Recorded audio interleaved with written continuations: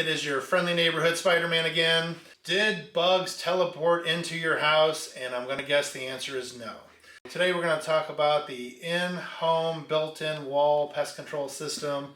Do they work? If you have bugs in your walls, if you are a homeowner that has one of these built-in pest control systems, you do not have to use it. I always remind everyone that this system was actually installed by the home builder, who is actually a subsidiary of a company that actually owns the pest control system also.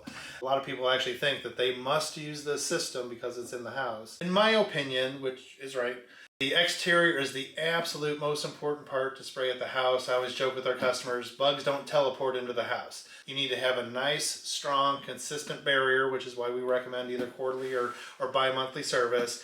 Spray the outside heavy. We power spray. That's a video for another time. The power sprayer will knock down 98% of all the bugs that are trying to get into the house. This is your friendly neighborhood Spider-Man. Follow me for more awesome pest control tips.